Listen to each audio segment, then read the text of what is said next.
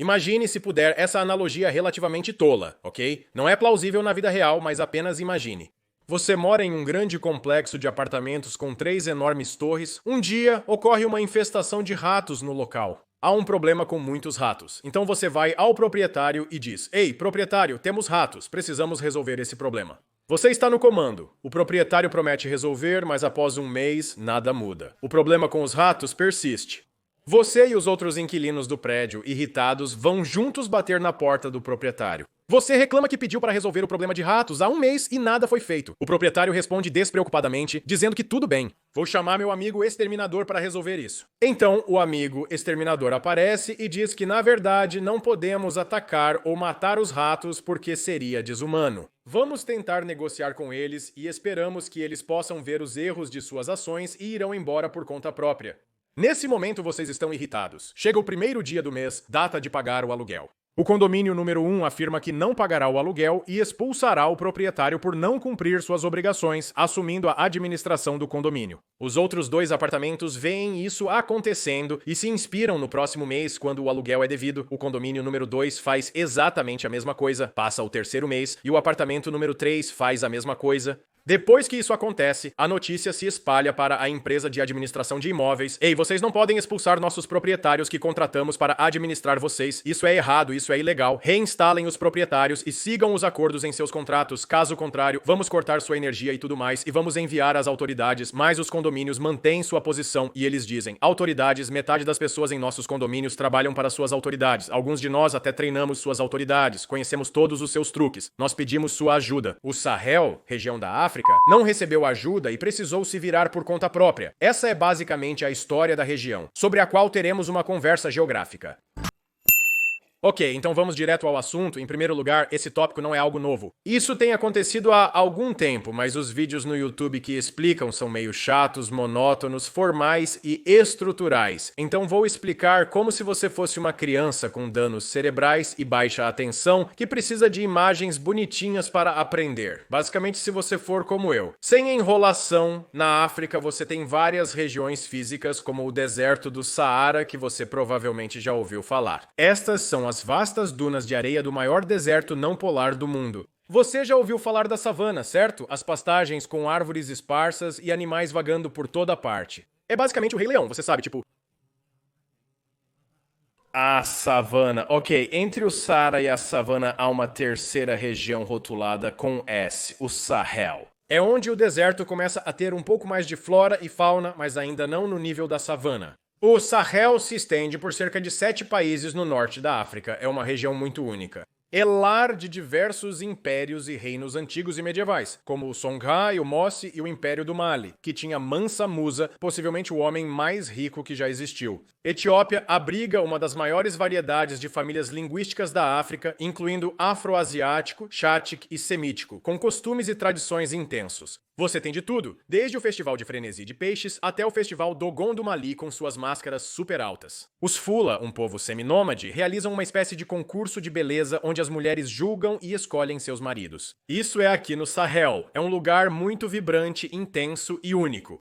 E nesse sentido, existem 3 países muito específicos nos quais vamos nos concentrar no Sahel: Mali, Burkina Faso e Níger. Uma breve história sobre os 3 países. Mali e Níger têm mais de 95% de suas populações muçulmanas, enquanto em Burkina Faso, cerca de 25% são cristãos e o restante é muçulmano. Eles se mantêm próximos de suas crenças africanas tradicionais, mesclando sincreticamente o Islã, o cristianismo e o animismo africano. Além disso, junto com outros 12 países, foram membros fundadores da Comunidade Econômica dos Estados da África Ocidental, Comunidade Econômica dos Estados da África Ocidental. Basicamente, é o maior bloco regional de organizações internacionais governamentais na área e desde 1975, quando foi estabelecido, uma nova era começou no período pós-independência. Embora esses lugares sejam vibrantes e incríveis na superfície, quando se trata de questões governamentais, eles são notórios por sempre terem sido uma montanha-russa. Com exceção de cerca de 5 países, a maioria das nações da África Ocidental obteve independência da França e fala francês.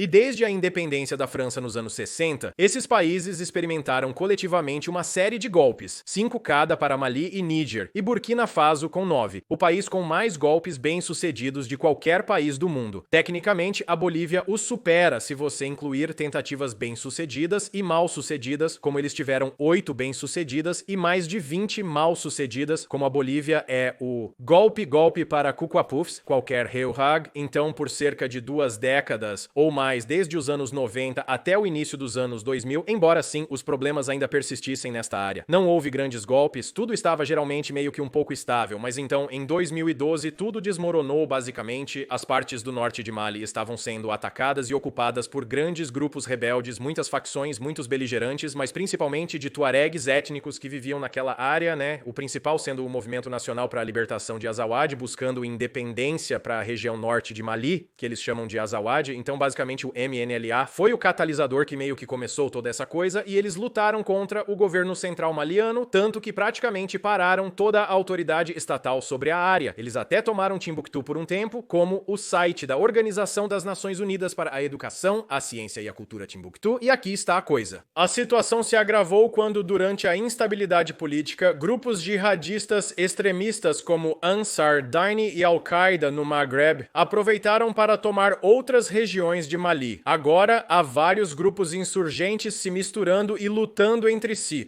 Ficou tão ruim que os grupos extremistas até expulsaram o MNLA de Timbuktu. Foi uma loucura. Então foi quando o governo maliano decidiu pedir ajuda à comunidade econômica dos estados da África Ocidental e à França. E eles vieram e reasseguraram Timbuktu, mas depois meio que deixaram o resto do norte do Mali sozinho e não fizeram muita coisa a respeito. Eles tentaram negociar e encontrar maneiras mais suaves de lidar com isso, mas foi muito ineficaz. O resto do norte do país ainda estava sob controle separatista de Azawad. Então é como se eles conquistaram Timbuktu, mas depois deixaram o resto e ficaram assim por quase uma década, com pouco ou nenhum esforço para combater os rebeldes. E o povo maliano começou a ficar realmente irritado com isso. Porque aqui está a coisa, quando você lida minimamente com um problema e o deixa se agravar por quase uma década.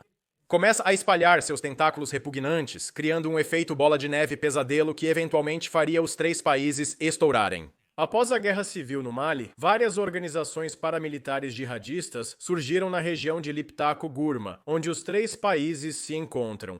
Após acusações de falha no combate a esses problemas, a Comunidade Econômica dos Estados da África Ocidental decidiu agir por conta própria. Tudo começou no Mali em 2020. O povo estava irritado com o presidente Keita devido à corrupção, má gestão de fundos e falha em conter a violência jihadista. Pouco depois, o coronel Goïta liderou um golpe para depor o presidente. Posteriormente, houve um mini-golpe adicional quando os líderes civis acusados de corrupção não consultaram os militares. Pouco depois, Burkina Faso se inspirou nisso e o tenente-coronel Damiba derrubou seu presidente Kaboré pelas mesmas razões que o Mali. Mas logo depois, ele mesmo foi deposto em um segundo golpe por seu capitão Ibrahim Traoré, que o acusou de não combater suficientemente os jihadistas. E, finalmente, o Níger foi o último, pois o general Tchiani derrubou seu presidente Mohamed Bazoum. Enquanto os golpes ocorriam, os líderes mantinham conversas e relações próximas, formando fortes laços entre si. Esse é o ponto. Nesses 3 países, as populações civis geralmente aceitavam os golpes que derrubavam os líderes, pois tudo já era praticamente ineficaz desde o começo. Esses líderes não estão combatendo o problema dos grupos rebeldes. Eles estão administrando mal os fundos do governo e gastando corruptamente em projetos pessoais. É como se estivessem tão cansados quanto os líderes do golpe. Mas eis o ponto. Durante os golpes em Mali e Burkina Faso, a Comunidade Econômica dos Estados da África Ocidental suspendeu a filiação desses países. Mas então eles recuaram, cuidaram dos próprios negócios e não fizeram muito. Mas quando se tratou de Níger, a Comunidade Econômica dos Estados da África Ocidental estava realmente preocupada porque Níger era um aliado mais estável que não queriam perder. Além de suspenderem a adesão, impuseram sanções, restrições comerciais e congelaram ativos. E, finalmente, eles ameaçaram que se não voltassem ao seu regime civil constitucional, eles considerariam impor uma intervenção militar. Isso foi a gota d'água que irritou todos, como se você não estivesse presente quando precisamos de sua ajuda. Agora está nos ameaçando, enquanto é todo suave com a Guiné, que teve um golpe recente, tendo negociações agradáveis e fofas, sem pressionar muito. E os líderes do Senegal e da Costa do Marfim mudaram a Constituição para estender seu governo, mas você não fez nada, não tomou ação contra eles, mas agora está nos punindo?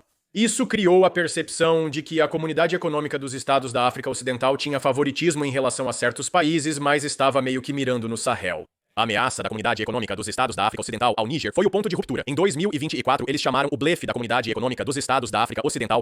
Os três países anunciaram sua retirada formal da Comunidade Econômica dos Estados da África Ocidental.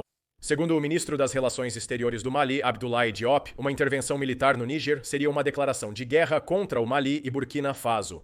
Além disso, expulsaram todas as tropas francesas e romperam completamente os laços com a França, que dizem ter forte controle sobre a estrutura geopolítica e financeira das negociações da Comunidade Econômica dos Estados da África Ocidental. Eles até se livraram do francês como língua oficial e agora o rebaixaram para apenas uma língua de trabalho. E com isso, uma nova coalizão foi formada, a Aliança dos Estados do Sahel, ou AES, que é basicamente como uma proto-federação entre todos os três estados.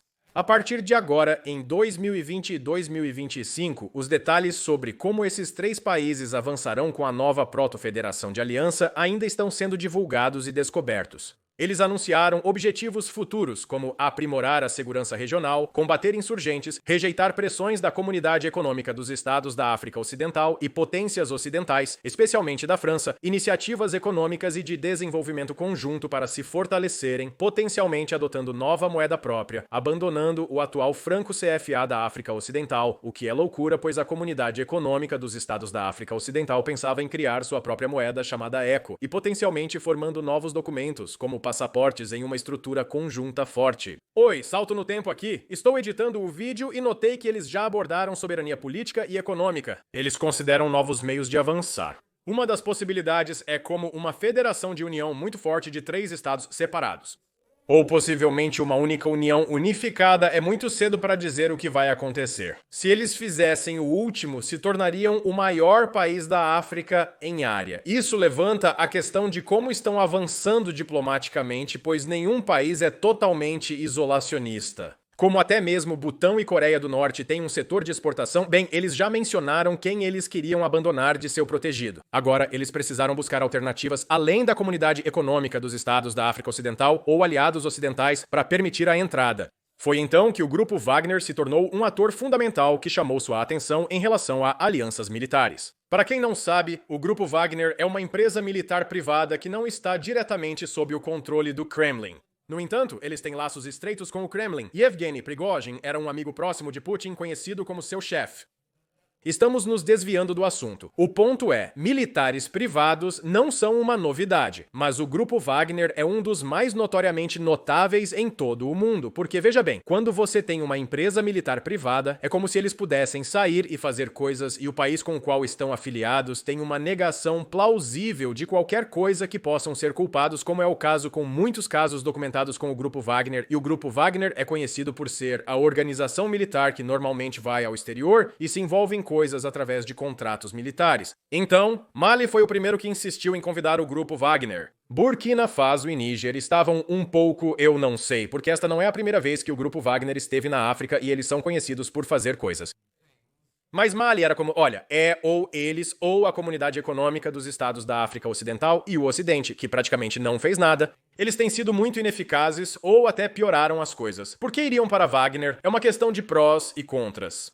Os prós são que não há condições políticas, eles entram e fazem seu trabalho sem exigir reformas democráticas, sem atrasos burocráticos, sendo muito eficazes no contra-terrorismo. Os contras são que eles não têm consideração pelos direitos humanos, como no massacre de Moura em 2022, um ataque contra o terrorismo que acabou matando civis. É como se coisas ruins provavelmente vão acontecer, mas ei, você se inscreveu para elas, agora a coisa é que isso tudo aconteceu antes de Yevgeny Prigozhin morrer, e então depois que ele morreu, as coisas ficaram um pouco mais incertas do lado deles. Sim, seu filho assumiu, mas então eles começaram a gostar, o Kremlin começou a ter mais controle sobre as negociações do Grupo Wagner, e então agora é como se a aliança tivesse que lidar mais diretamente com a Rússia, em vez dessa entidade privada, o que torna as coisas um pouco mais politicamente mais envolvidas, o que eles estão tentando evitar, porque é como sim, a Rússia é anti-ocidente, mas ao mesmo tempo eles também são essa entidade estrangeira massiva e poderosa, e estamos tentando tentando nos afastar de uma dependência excessiva disso. É uma aliança crescente, mas arriscada, que eles estão tentando agora. É como você quer algo que é lento e ineficaz em tempos de urgência, ou você quer algo que é arriscado e perigoso, mas rápido e eficaz. E muitas vezes excessivamente destrutivo. Eles também conversaram com outros países, como a Turquia e a China, sobre planos de desenvolvimento dentro da iniciativa de Cinturão e Estrada. Mencionaram conversas com o Irã, mas os detalhes são incertos. É difícil dar respostas definitivas sobre o que eles disseram. Agora, 3 países estão unidos firmes e fortes. Como conclusão final, se eu pudesse dizer algo, acho que isso não importa e ninguém nesses países se importaria, muito menos os líderes desses estados de união separatistas. Não acho que eles se importariam com o que um youtuber americano aleatório diz sobre eles. Mas se eu pudesse dizer algo, eu diria que quando penso nesta região, o Sahel, ou Mali e Burkina Faso e Níger, o que penso é como quando fiz meus vídeos no meu canal. Você sabe? Níger, Mali, Burkina Faso. Penso nos vídeos que fiz e estou apenas como o que disse no início deste vídeo. A vasta cultura, a beleza, a vibração, as cores. Eu estou fascinado com esta área e o quanto ela tem de significado em todo o continente africano e o quanto de sua rica história e cultura ela tem. Eu não sei, só me deixa triste. É assim que as coisas acabaram. Espero que as coisas avancem em uma boa direção. Eu sei que é uma platitude vazia e genérica para apenas despejar em vocês, mas eu realmente espero porque há tanta beleza nesta área. Eu só me lembro que fui a Burkina Faso muito brevemente na cidade de Sincansé, bem na fronteira com Togo, quando tentei fazer aquele vídeo saliente de 3 países. O guarda da fronteira foi super legal. Se não fosse por ele, eu nunca teria sido capaz de ver aquela área, porque ele nos permitiu passar pela fronteira e ele nos escoltou até a área saliente de 3 países.